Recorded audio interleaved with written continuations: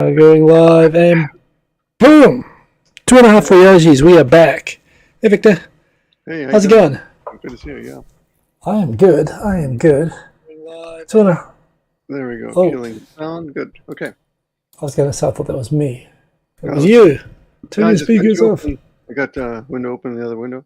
You can't turn down the sound. You can't turn off the sound until it comes on, actually. Anyway. So, how's it going? The video has to open up before I'm allowed to turn it down. Yeah. Good to see you. Good to see you. First of all, belated. Can I say this? Tell me if I'm not allowed to tell everybody that it was your birthday last week. Everybody knows. I put it on Instagram. That's right. It'll be too late to say no anyway, because I've already said it. Those are the only posts that get any likes. I get hundreds of likes for this birthday. Yeah. Hey, I got something weird for you. It's completely off topic, but I just ran. I was what topic were we on? Go ahead. No, it's off the whole Japanese topic thing. Oh A guy I never heard of called Paul Heller or something. Okay. And I was just coming on to see you and on YouTube, and it says I'm dead, right? It says like you as in I'm dead, or as in you, Victor, are dead? No. He says the name of the video is I'm dead. Okay.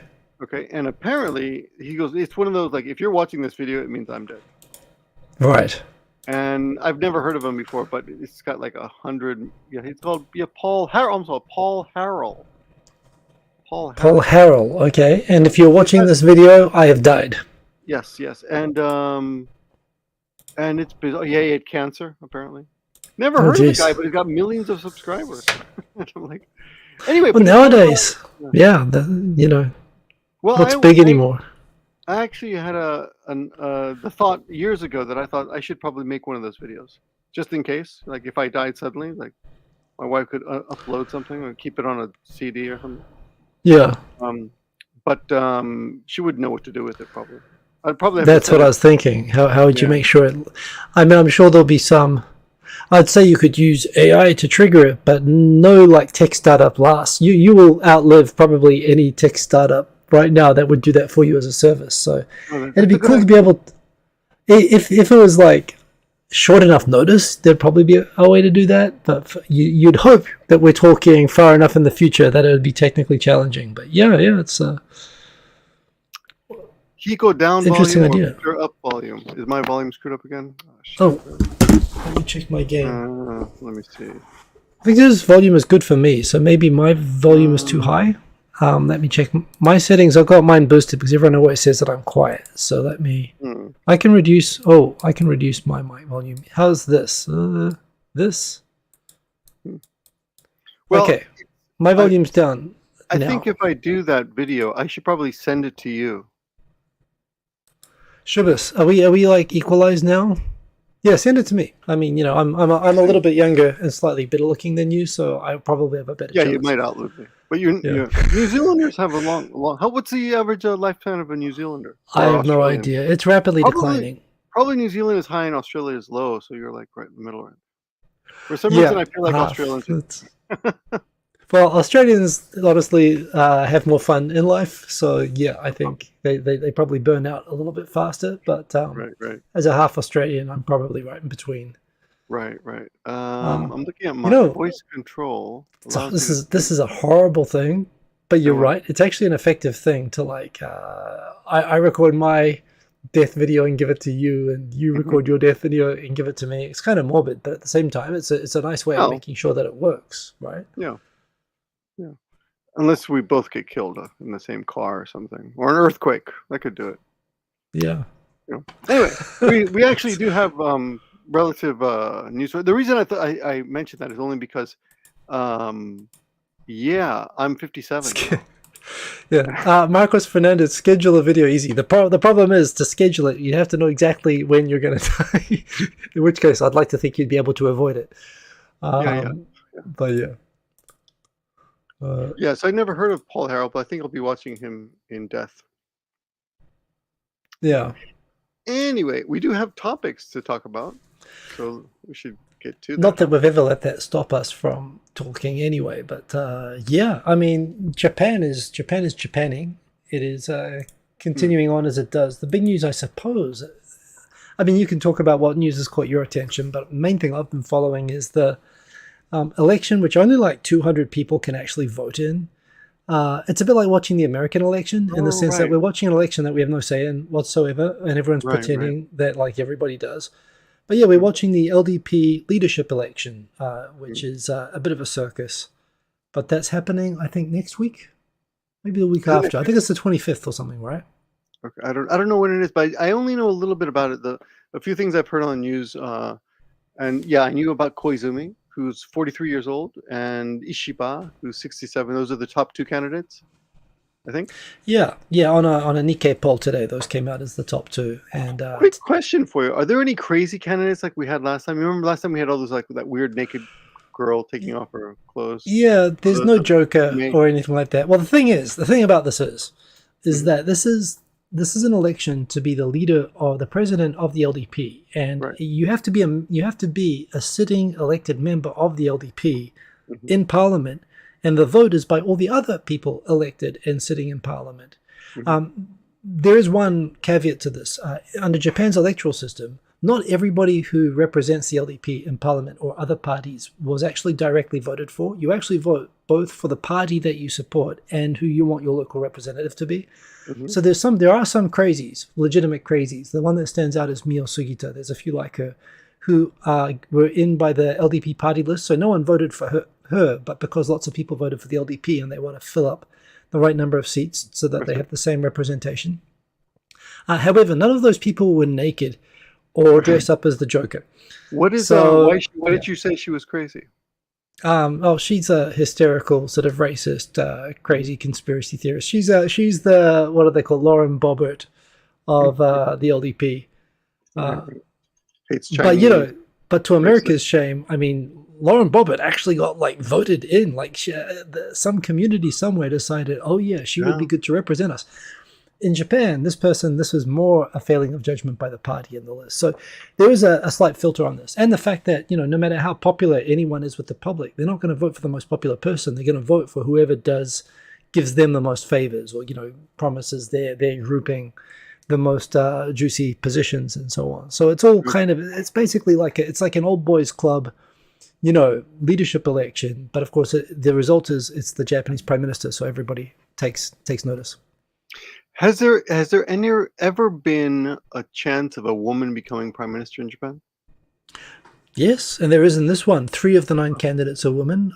Really?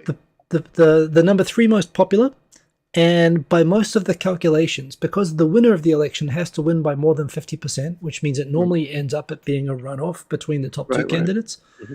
And all the indications are that even though she's the 3rd most popular, indications are that as other candidates like drop out, they're going to pledge support probably for her, which means that she's likely to make the runoff. A lot of people are saying that Sanae Takaichi is likely to end up in a runoff against Shigeru Ishiba.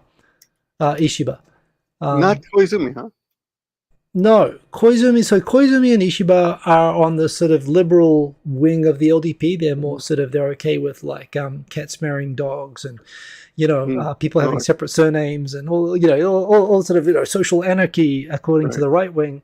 So half the candidates are like that, and half are really conservative. And Takaichi is the most popular far right. There's 3 or 4 really right wing candidates, and probably they're all going to get behind and throw their support behind her. Whereas both Ishiba and Koizumi are sort of battling for the same votes. I see. So in the end of the day, if Ishiba gets more votes than Koizumi, probably Koizumi's going to have to get in behind Ishiba. Koizumi is like the RFK to Ishiba's Trump. More of the RFK Jr. or what? RFK Jr. That's what I meant. Yeah. Yeah. He's I mean, he hasn't like left a bear in a park or anything like that, or eaten people's pets, but he's not very smart. His basically his policy is I am and will continue to be good looking and young, and that's literally the full extent of his manifesto. He said that.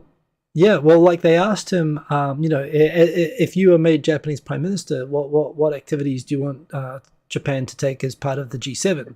And his response today was, Well, like me, Prime Minister Trudeau of Canada is also 43. And as the two young members of the G7, I'd like both of us to invigorate energy and new ideas into the G7. So literally, his his whole policy for the G7 is I'm going to be young and good looking and best friends with Justin Trudeau. That's about the best he could come up with. When he was environment minister, he was famously quoted. They asked him, "What are your ambitions for the environment, for the minister of the environment?" He said, "Well, I want to make the environment sexy again." That was literally his whole. He actually said those words. And he's like the second most popular in the lead for becoming the next prime minister. So Koizumi, yeah. What does Ishiba have going for him? Ishiba's the Charlie Brown of the LDP. He every time the LDP, aka Lucy, holds out the football for him to run and kick, he always comes second. He's come second 5 times. Wow. He's the ugliest bridesmaid possibly in the entire world. He's never the bride. He always ends up. And they always say, "Hey, you can run one more time. Come on, this time. I'll hold out the ball. You can kick it. I'll hold the ball for you this time." He always runs and he always ends up on his back. He's running, and people say he really has a chance this time. But we've heard that. We've heard that before, right? But he's a bit eccentric. He's a military nerd. He's one of those guys who likes military models, and he has been the Minister of Defense or the equivalent of. He loves like military equipment and stuff. He's a bit like a train nerd, except he likes military stuff. And he loves cats. He makes a big theme. He's got like cat memes all over him that just like Trump. Does Trump like cats? He's posting memes of little cats saying, "Please, Trump, save me from the Haitians getting eaten." I mean, you have to respect that guy could be caught in any sort of a lie, and he just whatever it is, don't think about it, just double down on it. There's no retreat, no surrender. I do I don't know if I respect it, but I morbidly am fascinated by his inability to acknowledge if he said 1 + 2 = 5. He would never let go of that. What is someone asked? We have good questions here. Joel Fryer here says, "Isn't voter participation very, very low in Japan?" And what is it? 60%. It's failed to reach 60% in the last 4 general elections. Is that right? Yeah, it's always. I mean, it's low-ish. I remember. I think when Taro Aso was prime minister, it got down to like 30%. And generally, low turnouts favor the LDP because the LDP has their networks of old people that they defrost every time there's an election, and all they do is go out and vote, and then they put them back in the cooler. So, basically, when they asked the former Prime Minister Taro Aso, who I actually kind of like as a badly behaving old man, he's got a kind of he shouldn't be in politics at all. But they asked him, "What do you think about the low participation?" He said, "Well, if you don't know who you want to vote for, I think you better not vote," because the LDP does better on low turnouts. So from the LDP perspective, everybody's unanimous that they don't want anyone to vote unless they're voting for them. But yeah, in terms of women, turnout is 66%. I just looked that up. Yeah. Well, that's actually, you know what? That's pretty good. Right? Yeah, they're a bit like North Korea. They have mandatory 100% votes. You actually get fined in Australia if you don't vote. No, we don't give a shit. It's not we don't have mandatory voting. Yeah. Okay. Well, speaking of cats. Yes. I know. I did a little research. So I was looking. I asked AI today. I told Hiko Simon. I asked AI what were the top stories today, and one of the second top story was about a Japanese company that uses cats to encourage company. What's that word? Morale. Morale. Yeah. Moral. Yeah. Morale. Yeah, morale. Anyway, yeah, they've got like 12 cats or so, and a staff of 37 people. Anyway, they've got a whole bunch of cats, right? And people apparently are just everyone's jealous of these people who get to work with these cats all day. But on that note, I always wondered, how a lot of foreigners who don't know anything about Japan, they make jokes about Japanese people eating cats and dogs. You've heard this before? No, I mean that's something. So that's something Like Korea, they had to outlaw misconception. eating dogs, and China's kind of famous. In Japan, there's an expression that Chinese will eat anything with four legs except the Right, table. right. Except the table. But I've never heard that. Maybe misattributed to Japan, assuming No, that no. all Asia is Well, the same. maybe just Americans. We're stupid about that. We think they're all the same, and all Asians eat anything, right? Yeah, Right. And I mean that's Japanese, the racist Chinese, stereotype. Yes. Japanese, Chinese, and Korean, they're all the same, right? I mean, Yeah. I mean, your languages are almost the same, right? I mean, that's what people think. So I Yeah. looked it up, and Japanese and Japan has never been into eating cats and dogs. No. Not even, I thought maybe hundreds of years ago. No, Well, apparently you never. know, okay, weird rabbit hole, weird rabbit hole.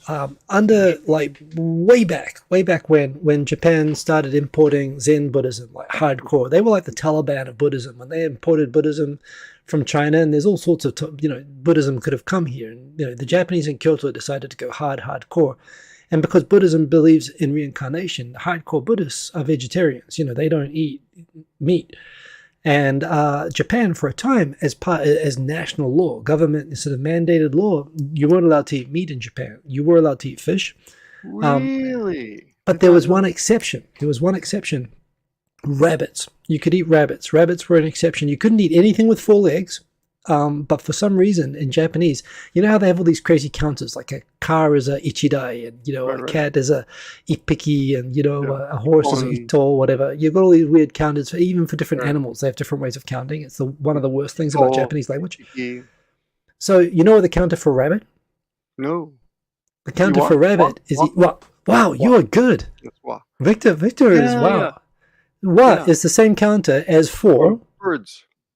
And because of that, rabbits are classified as birds. And when Japan was hardcore Taliban Buddhist, you were allowed to eat rabbits because they counted it the same as birds.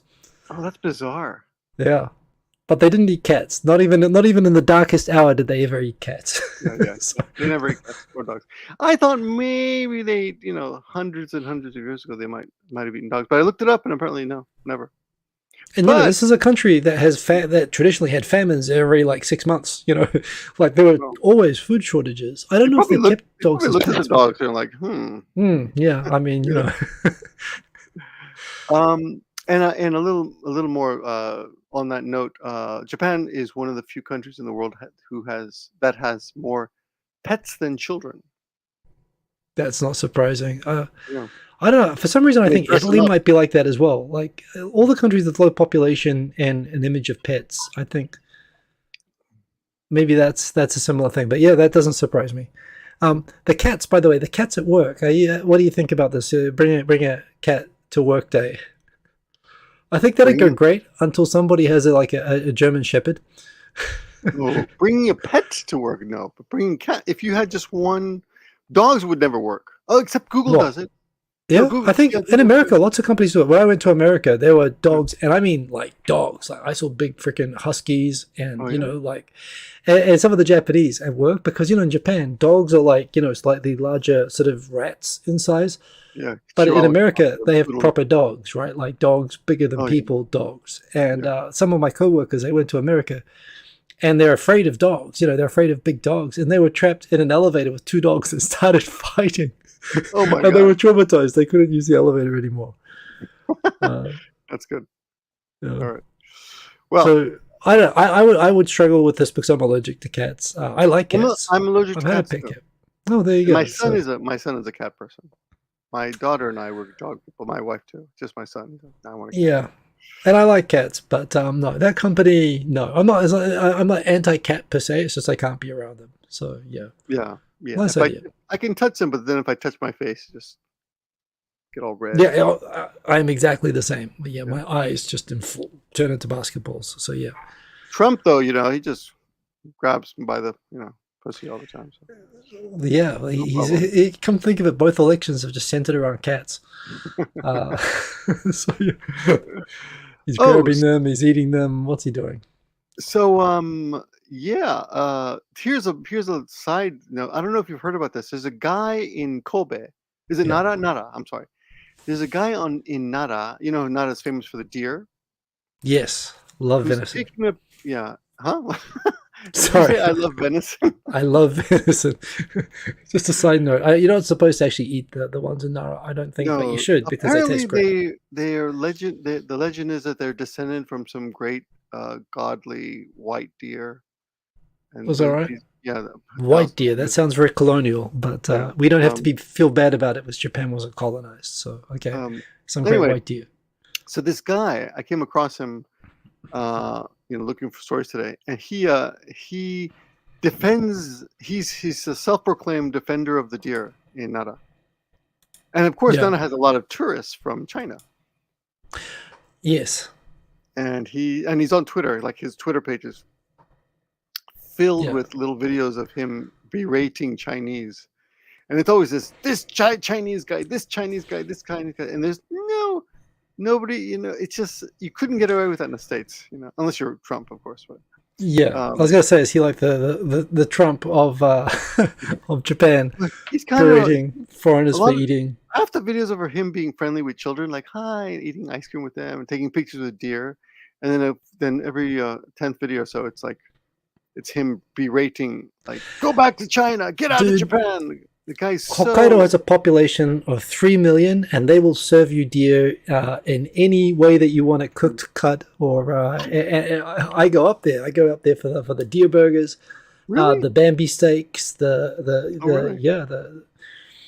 the deer sausages. They're fantastic. I don't think I've ever had deer that I can remember. I must have. I've had alligator and snake and turtle, but shark. Even in Tokyo, sometimes the hamburger chains, they'll have like a venison burger special or whatever. And Hokkaido, it's on all the time. But in Tokyo, it's got a taste very much like lamb. It's got that sort of slightly, so a lot of people in Tokyo don't like But kind that of sort of gamey. gamey taste. And it is in that direction. But for me, it's like I grew up eating lamb, and it's like everything good about lamb, only a little bit more. So yeah, it's really good.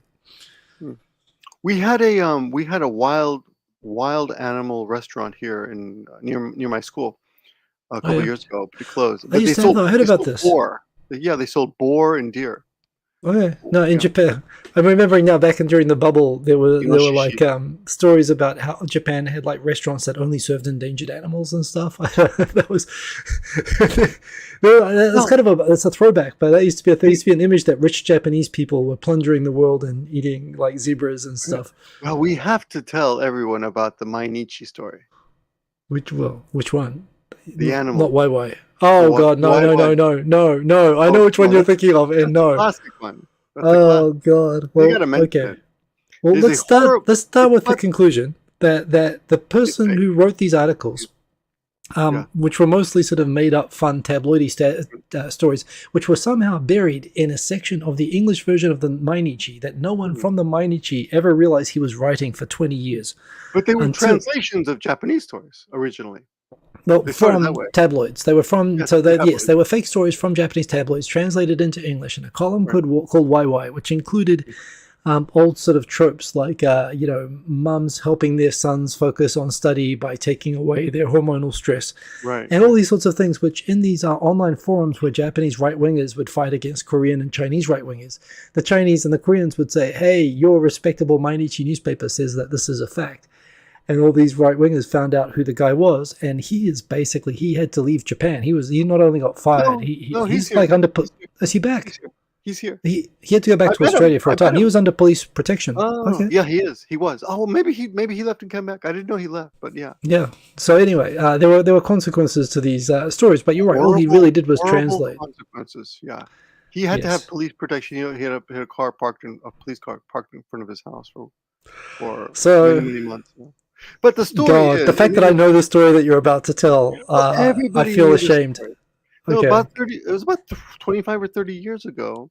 The story came out, and it was in the Mainichi YY journal, which is always a crazy. Some restaurant in Roppongi, I believe, was a secret restaurant in Roppongi, right? Where you could go and pick an animal that you liked,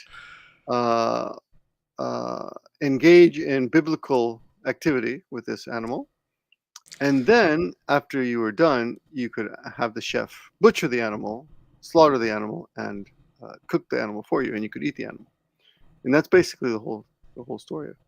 But that was one of the craziest ones. Yeah. But That apparently it was was. originally translated from a Japanese tabloid. They all were sourced from Japanese tabloids. Yeah, that's one of the most famous ones. I think you're getting the reactions here Yeah. that I believe you were seeking. You gotta look. You gotta look it up though. It's like it's one of the. It's one of No, the do not. classics. You do not have to look it up. Oh my god! But Like I said, I everybody, feel dirty just remembering, just knowing the story that you were about to you know, tell. I at the feel time, dirty. everybody knew that story, right? Well, that Everybody in was, I Japan, mean, the one that everyone everybody English, knew that I would go overseas and people would ask me, "Hey, dude, is that true?" Was the one about the mums. But the one, yeah, yeah. that But was probably that was in the top three. I've seen manga of that. Yeah. I've seen manga of mothers who are like, "Oh, my son's been studying so hard. Let me help relieve his sexual pleasure, So yeah, so I he can mean, study, he can concentrate on studying." yeah, And then he, Japanese manga is not like. I actually found there's a YouTube channel, and now that I said, I should remember her name, but there is an American YouTuber who's grown up, I suspect, severely traumatized by being into the most sort of sick, horror, sexually perverted, erotic video games and manga, and she like reviews them and summarizes them on her YouTube really? channel, really? as well as expressing how grossed out she is by them. But she's obsessed with them and she can't stop reading them. And yeah, so there's a lot of the imagination for this stuff is clearly here in Japan, but in terms of real life, no, so how do we get onto this topic? So yeah, Animals. animals. Eating Yes, be nice to animals. Although, yeah, And don't eat them. yes. But yeah, we can drop that one. So the number one AI pick for interesting stories today was from a story I'd never heard of. Had you heard about the story? The guy I don't know what's the story. Okay, so Tosatsu is Yep. secretly taking videos, Surreptitious video recording. Yep. or photographs. So if you go into any subway in Nagoya, I assume Tokyo's the same. There'll be signs that say Tosatsu Chui. Oh, sometimes. Yeah. Yeah, they're all over Nagoya. Yeah. Anyway, you're not allowed, of course, to take pictures of people, and the Yeah. privacy law is very different. Upskirt videos Upskirt, and stuff yeah, like that. People often go behind people with short skirts on like on stairways, and that's why a lot of women in Japan going upstairs will like hold their skirt behind them, like so that people can't like get a camera from a low Push angle. the skirt So, back to keep, to block any angle. But it's interesting. Unlike America, where you are allowed to take videos of anyone you want in public. Mm. If there's no expected privacy, then you can take a video of anyone. But if there's expected privacy, it's illegal. So you can't take pictures of people in bathtubs or through their windows in their houses, things like that. So it is illegal to do those kind of videos. But if you go to a nude beach and take video, that's okay, because people who at a nude beach they have no expectation of privacy.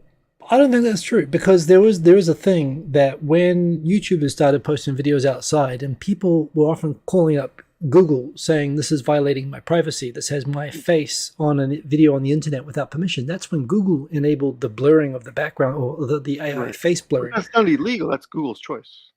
It is, but the argument that a lot of the people complaining, that is a thing, and this is why with Google Street View in Japan you can't see faces on on the shots. It's because it is considered a violation of privacy that and everyone can claim, or they can withdraw the consent that I take away, even if I was in public, but I do not consent you to publish my face without my permission. So you open yourself up to lawsuits, and this is where it's really hard, like shooting videos and stuff in Japan. Sometimes I wonder if not monetization is the point there. People are making money, I think that's probably part of it. Mm. I mean, I think so. You remember when Tikio Sam was in the restaurant and he put the GoPro on the rotating sushi plate, and recorded everyone in the restaurant, and I thought that was an amazingly. What? Yeah, Chris Broad loved it too. He said it was genius. I'm like, really? I thought it was genius too. I mean, honestly, it was a fantastic video, and it was fantastic because it was real people and spontaneous, and all the reactions were, surprise and delight and all laughing and all this sort of stuff. But after it went really big on the internet, and it probably wasn't even the people in it, although it just had to be one person in it. But people were saying, you're violating the privacy of all the people in that restaurant. And Sam got like kind of hunted down. The internet vigilantes went after him for it, even though it was a good video. And probably a lot of other countries, it wouldn't have been such a big deal. But in Japan, people do take that really seriously. Right. Well, for me, it wasn't that it was a bad. It was a good video, but it was not original. Like someone had done it before. That's all. Was that right? Well, Yeah. this is But a good idea. That came out great. but anyway, in Japan, you're right. You cannot take you can take videos. Apparently, this is the rule. You can take pictures of people in public, but you can't upload them. My understanding is that if someone in the video asks you to hide their face or to take the video down, you have to comply or you're breaching their privacy. So you can actually take a video and upload it. Right. But if you're in Japan and someone in the video objects or claims a privacy breach, you have to. They can force you to edit it. Right. So I wonder what happened to that guy in Kyoto. Remember that Gaijin guy who got yelled at by that Japanese woman? Yeah. So I think. I don't know what happened. You know what? Well, I think from what I heard about that, he was engaged in legal process with the people involved in it. This is also why the woman complaining refused to give out any of her personal information. She probably didn't want to be reached to be given the notice to delete the video. And I think he was looking for ways to. So I mean, he did the right thing that he dealt with it through legal process, and I guess part of the result of that should be. She's probably. I would be really surprised if that video is still live. Even if you go looking for it, I'm sure it would have been taken down because I'm sure she's been told she's going to have to pay fines. The longer you leave it up, the bigger the breach, the bigger the harm. Oh, really? Okay. Yeah. So I would be. That said, this is the internet. So other people, anonymous people and accounts, all the 2chan accounts are going to copy it and repost it. But the original poster is probably going to take it down. Right. Well, anyway, on that note. The top story is about some guy who created these rocks with hidden cameras inside them and put them outside of centos. Not centos. What do you call those? Not centos. Love hotels? No. where people take baths outside in nature. Yeah. Oh, well, in nature, spring. like Rotemburo. Oh, hot spring. Onsen. Onsen. Rotemburos. Yeah. Oh, yeah. Oh, which means open air Sure. bath. Outside. So he created these rocks that had cameras inside. He actually made them by himself. These rocks out of clay, and he put power banks inside them, he made a rock camera. Yeah. He put a power bank inside it so the camera would continue filming, and he filmed over 1,000 women, I should say. So I looked into this is an entirely different problem to the filming in public thing that we were just talking about. Yeah. It's a different problem. But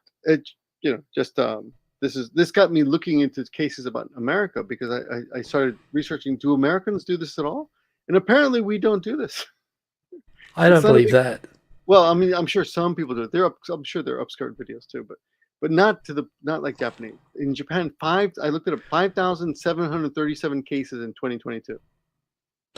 Doesn't surprise me. Were reported to the police, and you have signs everywhere. In the States, I don't think you have signs. For what it's worth, there's a lot of news you see periodically in Korea as well that you basically almost have to expect if you stay in any hotel in Korea that all the devices in the rooms have like fake cameras and stuff in them, and there's a thing now where people are they share because in Korea porn is banned. You can't view porn on the internet. What? So there's a massive thing of people shoot. Is banned? Yes, you cannot watch porn in Korea. So I've heard. Not that I've ever tried on any of my trips over there, because I don't need porn. But You're yes, kidding me. So you have extremely sexually frustrated. You increase the value of surreptitious footage, stuff, and so basically anywhere where women ever take their clothes off, public toilets, hotels, anything like that, are almost guaranteed. It's a big problem over there, and they're using AI now to create sort of deepfake versions of those. So it's a big problem. But here as well, I mean, and again, they've made it so easy to do that sort of thing. I think Korea's had a big problem recently about deepfakes. People have been protesting in the streets. Yeah, even in Japan, they've been protesting in front of the Korean embassy, like Korean expats protesting on it. So. But again, you don't need it in Japan because Japan publishes high quality, production, Hollywood movie level porn more than anywhere else in Asia, I think. But in Korea, people do it like that. Why do people want to take upskirt videos when there's all this readily available porn? I don't understand that. Including porn, which is Again, Japanese have a lot of imagination, so of course there's also fake upskirt. Like there's staged videos like that as well, if Oh that's yeah. your thing. But you know what? At the same time, I'm sure that like people who get a fetish for that just get the uncontrollable urge, and they probably get the thrill from shooting it themselves. Um, Mm-hmm. so and look, you were a child of the 1980s, right? You remember how in the 1980s, Revenge of the Nerds. You remember Revenge of the Nerds, a movie that basically where the heroic final scene involved a rape. The I don't remember that that. I don't remember the well, storyline. okay, well you remember that part of the getting revenge against the jocks and the cheerleaders was hitting cameras in the cheerleaders like Right, bedrooms and right. changing rooms and stuff, right? That was Like Porky's. Porky's, I think. Well, you're getting to my point. That was Revenge of the Nerds. Porky's as well. The whole 1980s was basically every movie was produced by Harvey Weinstein, and it involved the heroes doing this like it's a completely normal thing for healthy people to do, right? So I wouldn't say that this is alien to America at all. I grew up in an age when it was like every Friday night movie involved kind of stuff that I think would be considered assault now in modern media. Well, we do have the word peeping Tom in English and nozoki in Yeah, Japanese, so it's the same thing. You're right. You're right. I just don't see the signs warning people not to do it. yeah, no, it's definitely But there again, you don't Also, have the crazy trains and everything. yeah, but also in America, people will shoot you. You do Well, that that shit. helps. But look, we're guys. I mean, I assume that you've never been groped on a train. I mean, I've met a lot of guys who have been groped as guys on trains in Japan. It can Oh, be really? sort of so bad. Maybe it was by mistake I've, or something. I've never been groped. No. But gropers are definitely like we're not women, right? I hear that in New York, places with busy subways, like gropers are a problem Oh, everywhere. really? I mean, unfortunately, a huge problem, on busy train lines in Japan. But yeah, uh, there are people with problems everywhere. Cerebus Tenshi's a guy, isn't he? Right? I'm sorry, Kerberos Tenshu. I was taught pronunciation Kerberos, but you can call him Cerberus, or I think most people would say. It's a guy, right? Oh, he was groped on trains 3 times. Hmm. Well, geez, what am I doing wrong? I don't know. How come you get all the gropes? Well, I mean, I want to make the same joke you do about, oh, what's wrong with me? Nobody wants to touch me, but actually, women don't. They appreciate Nobody this. wants to. No, no. I have seen women get groped riding the like once. Erin said I've been groped while riding my bike once in Nagoya. Yeah, many years ago, and my Australian friend was walking home, and some guy rode by on his bicycle, reached out and grabbed her breast as he was riding by. Yeah. Tried chasing him down, but I mean, when I first got to Japan, I was staying with a kind of a homestay, and the older sister came home crying, and apparently, like some 12 or 13-year-old on a bicycle came straight up to her, grabbed both her breasts, and then sped away. And when she was sort of crying, saying, "How old was your sister?" The older sister of the homestay was at the time, I guess, university student. Oh wow. 23, 24, and this like Not the shit out of that kid, right? this sort of small kid, like middle school type kid, came up on a bike and sort of grabbed her boobs and ran away on the bike. And the parents, not being helpful, of course, thought it was hilarious. Oh no. So, support. well, not helping. Men are idiots and bad people. I think that's the conclusion from all of this. Mm-hmm. Anyway, yeah. So So the hidden cameras thing is a problem. But here's something interesting. I thought just we could talk about the general attitude of Japan in general. Have you noticed more tattoos recently? Since you Yes. Well, yeah, right. You see a lot more recently, right? I see a lot of fashion tattoos now. People deliberately say it that way, but absolutely, yeah. Yeah. So I think I was wondering about the taboo of tattoos. Whether it's changing. And one thing that led me to this is because McDonald's recently changed McDonald's is a big employer here in Japan. They changed their hair coloring rules, so you can now work for McDonald's and dye your hair. A lot of companies do not let you dye your hair. Like my wife's company, she works for a company that you cannot dye your hair at her company, even though it really has no bearing on anything at all. But you just can't do it. You have to have your black hair. Yeah, on that, I mean, one thing is it's definitely becoming a seller's market, right? There's underemployment. No companies, when they look for employees, can fill the employees that they need, and businesses are closing down. They're closing down McDonald's and convenience stores because they can't find enough people to staff them. So they're becoming a little bit less demanding about things like that. But on the tattoo thing, so some people asking about the tattoos, void theft avoids having tattoos. I mean, I suppose I do as well. But when you get them, there's like a rule that you are allowed into onsen if you have or not all onsen, but onsen that permit tattoos will allow you to have go in with tattoos so long as you have a tattoo that can be covered by a bandage like X size. Yeah. I think Japanese who get them understand that rule, and they have tattoos that are sufficient that you can cover them up. But like a full like sleeve tattoo or something like that, you're not going to get into a regular onsen with those. But and this is the thing as well, like traditional Japanese like gangster tattoos are full sleeve, both arms, back, everything.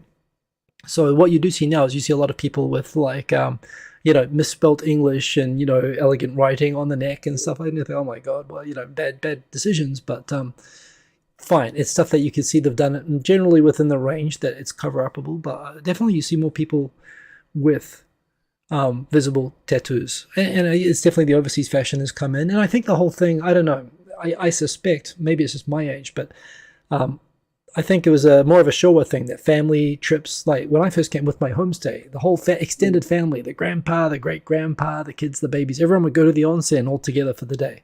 That was kind of as a big family activity. I don't know if that still is such a big thing. I suspect it's not. I think it becomes easier for people to make independent decisions about how they look when they're naked that you couldn't really make as easily 20 years ago. So yeah, definitely more tattoos. Yeah, and not just tattoos, but I was thinking about this hair color. Everyone colors their hair. High school brown. Girls, they graduate, they color their hair. It's like, I mean, if it's brown, it's almost not even worth a second look anymore. Besides the fact that Japanese people can get naturally sun bleached hair anyway. I know surfer guys who, without dyeing their hair, get turn a bit brown anyway from the sun. But now it's a question of, is fluorescent purple, pink, okay. And even that, I wouldn't look twice if I saw someone in a convenience store with that. Yeah, I see purple, pink, blue, green all the time. And all the colors. Weird. This is a little bit different group, but for some weird reason, old women like to dye their hair. Really old women dye their hair purple. I don't know. Well, I mean, that's right. If they had a problem with the hair color thing, all of Osaka would be banned immediately. Like every Osaka woman over 65, they're sort of famous for wearing the leopard skin clothes and the crazy hair. Right. But it's not just the hair; it's also earrings. You see people with tons of earrings, not just one, pierce as they call it in Japan. But you have 6 or 7 in one ear. I mean, I see that all the time now. Right? No. And the other thing is nails. Nails have become super fashionable now in the last 5 years. So, I mean, I don't the multiple earrings you see, I don't know. I haven't seen that explode or become more than usual. Well, I mean, you see it occasionally, but the nails, what do you mean? Nails have always been like popular, have they not? No, but now they're extreme. They're all different colors. They have butterflies on their nails.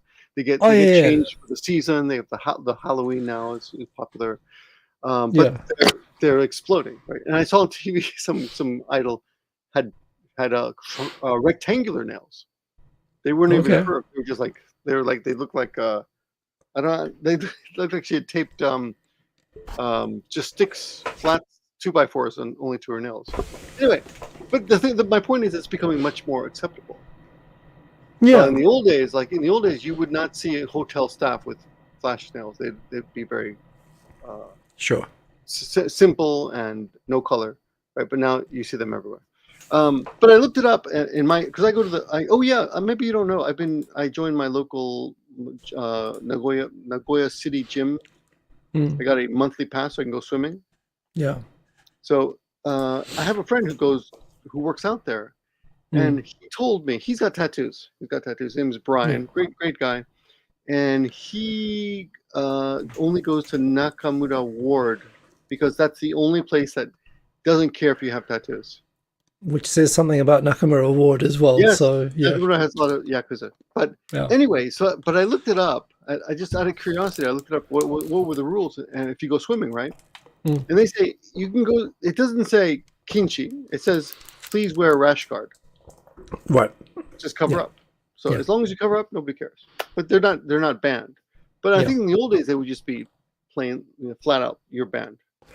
Yeah, So Black it's Tengu becoming says a that little Japan more. is gradually becoming less conservative, and I agree. And I think it's mainly because they sort of don't have a choice.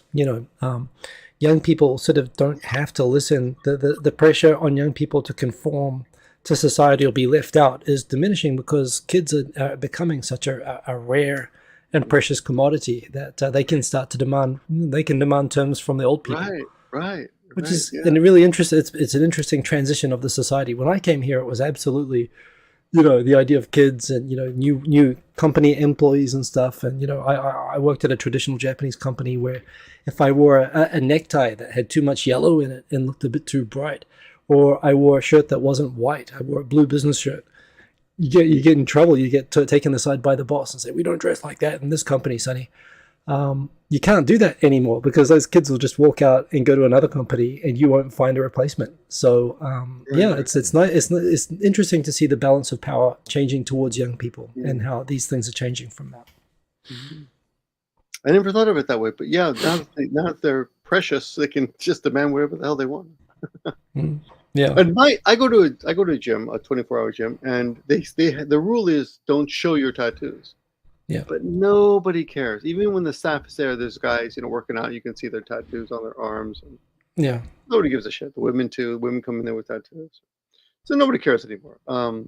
But we have some questions that I thought you might want to answer. Yeah. Let me see if I can go back up here. Tell me who it is, and I'll try to highlight it. I'm trying to go back. I don't know where it was. Onsen prices. Joel Fryer at 1:11 p.m. He says, Chico, what are onsen prices like now? I haven't heard anything about prices. So income in Japan. Yeah, lately we could talk about that. US. Inflation is not so bad here. Yeah. I mean, Japan, with the yen being so cheap and there being basically no real inflation, like compared to America, they're probably absurdly cheap. Unless they've started implementing like dual pricing. If you're a foreign tourist, you have to pay 3 times as much, which is actually arguably fair. But I haven't been to an onsen actually in ages, but I'm sure you would laugh at the prices. Yeah, they're like $5 or $7. A nice one will be $7. A really, really fancy one might be 900 yen. So 500 yen, 700 yen, $6. Yeah, almost nothing. Yeah, they're really cheap. The kids like them. The public pool, by the way, if you're over 65, is 100 yen. Yeah. If you're over 65, for kids, it's 150 yen. For me, it's 500 yen. But if I buy a monthly pass, it's 4,000 yen for the month. You can go every day if you want. Or you can get tickets for 250 yen each if you buy 25 at a time. So it's pretty cheap, yeah. In fairness, for Joel, assuming that you're asking as a tourist, what you really want to do with an onsen, and what the reason I don't know is that I haven't done this, is you really want to go to a famous onsen town, like Kusatsu is a famous one in Gunma, or there's some towns that are famous that they're like, which actually Tento Chihiro no Kamikashi, the famous anime movie, is based on Kusatsu. It's based on this onsen town. So the idea is you pay for the train to get there, you pay for the hotel to stay there, you pay for the meals and the full package, and within that huge ryokan, there'll be the onsen as well. So you pay that all as a package, and sure, that adds up. But even then, I think you'll find it still is absurdly cheap. But if you're living in Japan and if you can get yourself to an onsen and you just want to pay, it'll be ridiculously cheap. Yeah. And there's still like neighborhoods, probably in Tokyo too, where people live in these tiny apartments that don't have bathrooms. They have just toilets. Yeah. And all the people who live there go to they use the sentos every day. Yeah, the sentos. And they're like 300 yen. The difference between sento and onsen is actually like from a water bore. It's actually geothermal water, whereas a sento is just hot water. It's just a regular bath from like the water pipes. But in Tokyo, there's tons of neighborhoods that's right. And lots of old people live in old houses that don't have proper baths in them, and old people every day as part of their routine go to the neighborhood bath, and that used to be part of society here. It's like ancient Rome. People go hang out in the baths, which is also where it was important to not let gangsters in. And that's where they developed the rules on tattoos, because then they didn't want the gangsters coming in and intimidating people in the neighborhood bath. That reminds me, there is a new show on Apple TV called Sunny, and it was shot in Japan. Do you see it? I haven't seen it, but I've seen the promos for it. Okay, so it's all shot in Japan, and they have one scene in Asento Oh yeah, where all the yakuza come in. So yeah, right.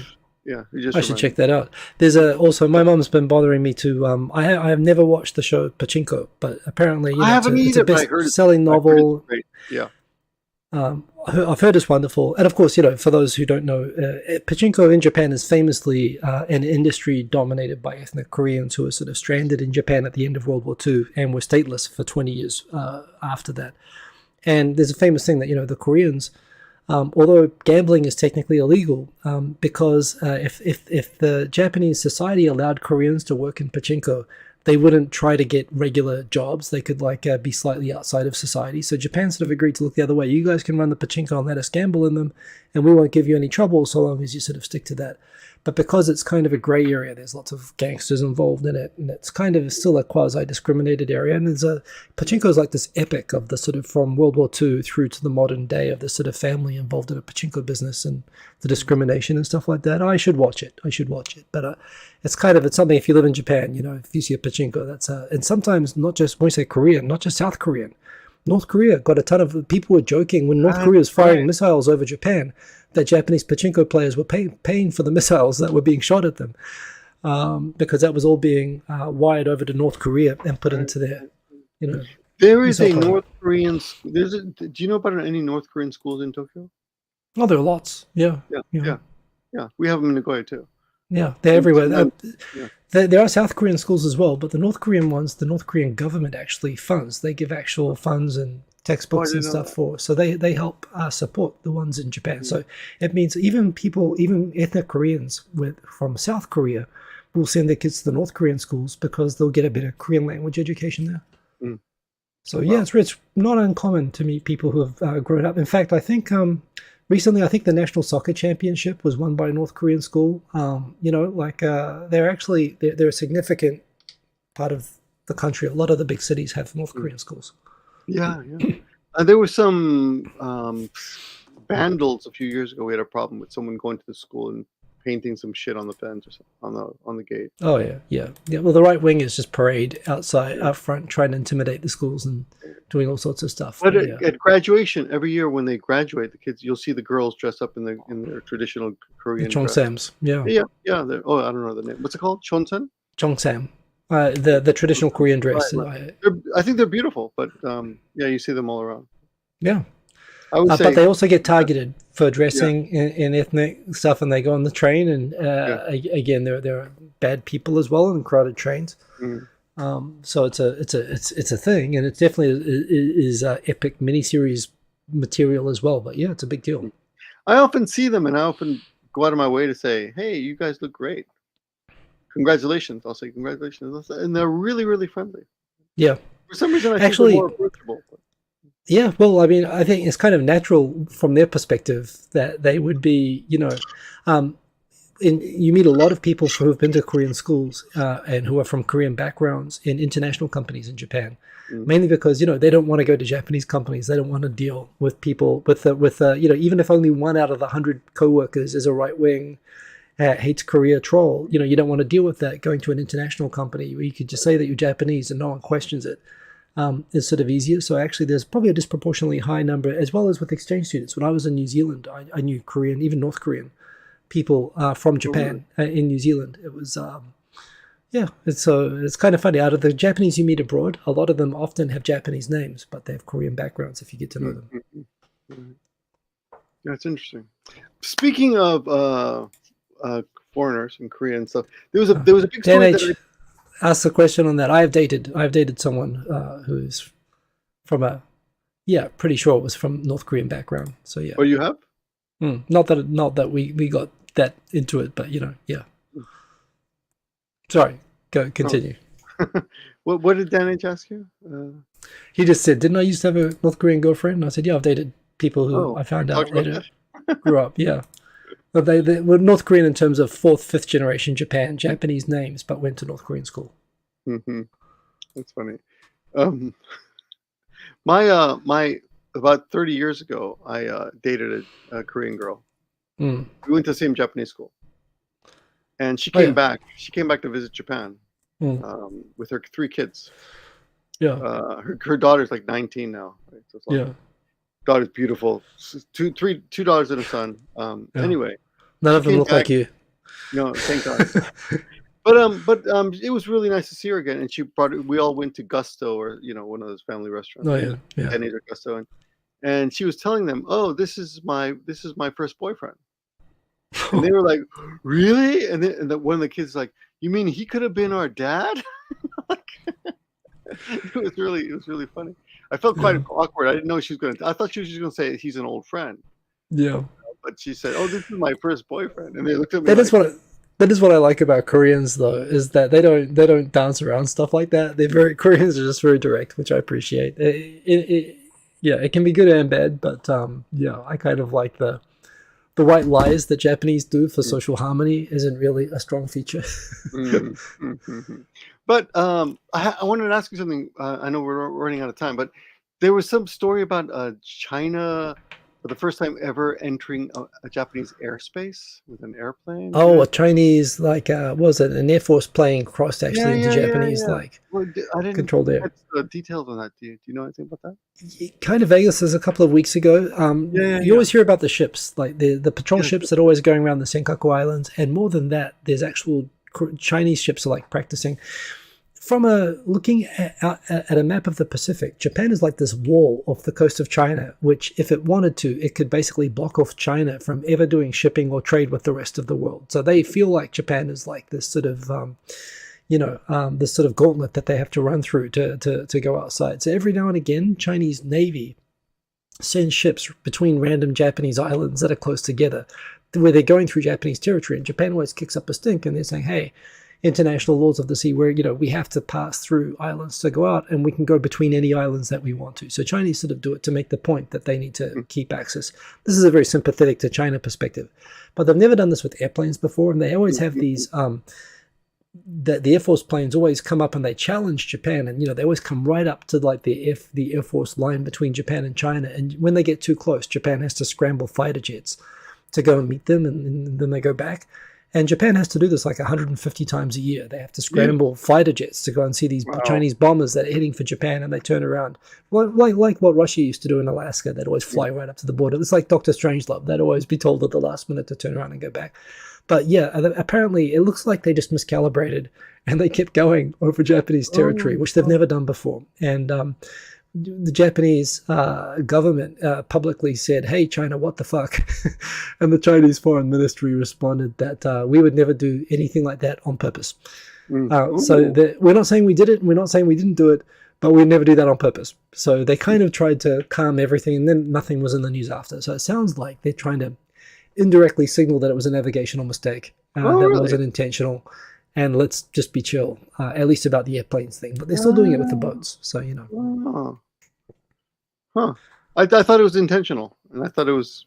Well, everyone wondered if it was intentional, and it was a big fuss in Japan because it was a new thing, and it got a lot of news attention, and the government acted outraged. China always does that thing like they do with, how China, they ram into a Philippines like a Coast Guard boat, and then they say, "Hey, what are you so upset about? Stop escalating this by being so upset at us smashing you." And China sort of does this with Japan, like, "Japan, you need to chill out about us violating your territory." And they kind of reacted like that, but they also sent this other message, which just implied that they don't want to get into it with Japan. So yeah, it sounds like it was probably a mistake. One hopes, but yeah. Dan H has surprised me. He says that Alberto Fujimori died. Yeah, just the other day. You didn't hear about that? Oh, of course. My you must have known about that. No, my parents are in Peru right now. They didn't even mention it. Yeah, no, he's it's a big deal. There's 3 days of mourning in Peru, which also surprised me because I know that he's kind of controversial there. Yeah. But yeah, well, what are your thoughts as a person of a Peruvian heritage? What's your view on Alberto Fujimori? When Fujimori he cleaned up the Sendero Luminoso, the terrorist group, which the Shining Path. Yeah, the Shining Path. So during the time the Shining Path was cleaned up. Well, no, I mean, they had to clean up after he finished cleaning them up. Oh yeah. Well, here's something interesting. Over 10,000 people, modest numbers, died when Peru was fighting the Sendero Luminoso. Yeah. Okay, the Shining Path. 10,000. At the same time, the Irish were having their own. The IRA, yep. The IRA, 3,000 people died. Yeah. but that was a much bigger international news story. Yeah. And of course, someone brought up the fact that that's because Peruvians are brown and Irish are white, and that kind of stuff. But Fujimori at the time, I was in Peru when he was declaring martial law. You couldn't, like at 8 p.m. Yeah. when you're driving around, you would get stopped at corners by kids in tanks. Yeah. And their assault rifles. Yeah. And it was scary. Like there's a couple times where I was like, these kids have guns and they're like 17 years old, And these were with Shining Path, the kids, or they were with the government? No. These were working for the government, keeping the peace in Lima. Wow. Yeah. They were patrolling to make sure that, because we had an enforced curfew. Yeah. They closed down the cities like at 8 p.m. or something. I don't remember the time exactly, but I was in Japan. I was in Peru visiting when that happened. I was in New Zealand doing a major in Spanish, and we had Peruvian people in the class. So we would talk about, we'd follow what was happening in Peru. Mm-hmm. And it's kind of funny because there are a lot of Peruvians. Well, so Peru always had all these right-wing dictators. Mm-hmm. And that's partly what generated the Shining Path, who were sort of Marxist, but so they were in the countryside and kind of in control of large parts of, parts of the countryside. The government wasn't in control. Yeah. But they were like facing off against these sort of fascist dictators every time. And the thing about Alberto Fujimori was he was one of the first genuinely democratically elected presidents.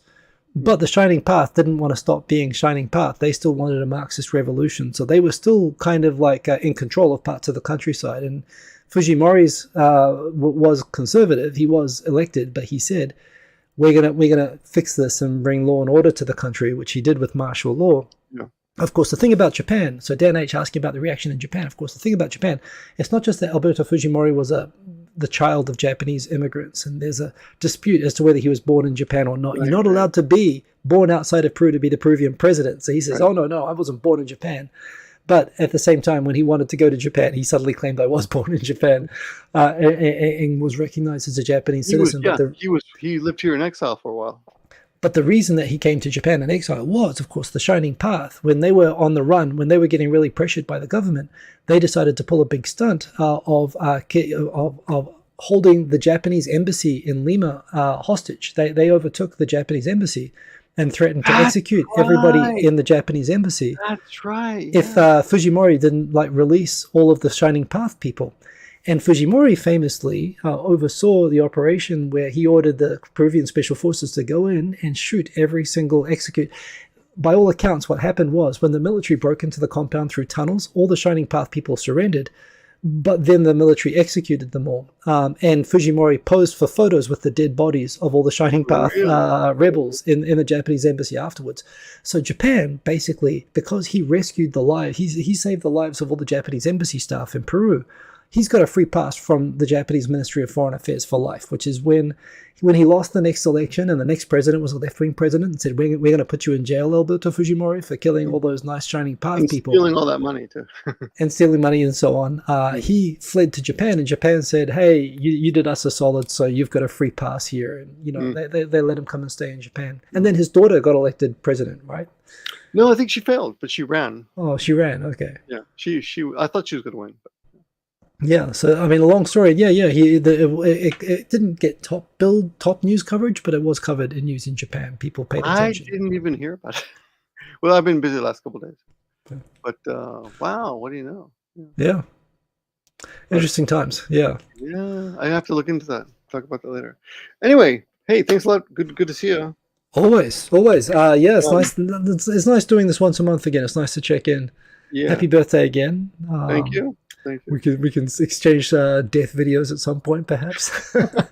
if you're watching this video, Victor was no longer able to handle his jealousy of my channel and has decided to kill myself. I don't know. Right? That's right. I don't know. We'll. Not a bad idea, but you have to think about that. Yeah, I'm not at any risk like this Paul Heron guy. I forgot his name already, but yeah. Anyway. Yeah. Well, thanks for joining us anyway. For those who want to hang around for the after party, I'm doing an after party. I'll share a link right now with music. You guys can all pick the tracks. I'm doing this on Tokyo Digital Crew. We had a bit of a hiccup with that the other day, but I think there was just one specific track because I've done other streams where... Oh, good. You got a link already. Good. I think so. Oh, there we go. Aaron's got the link. So click over there if you want to join, if you want to carry on for the after party where I'll just be DJing some music. And yeah, other than that, well, great to have you back, Victor. Great to be doing this. Remember as well, we do this every month, sometimes on Victor's channel, sometimes here. I'll always tweet my out. channel, it'll be like the first or second week of October. Yeah. We'll find some out. Let me check my schedule. Yeah. All right, man. Good to see you. Cool. I'll see you later. Right. Bye, guys. Bye.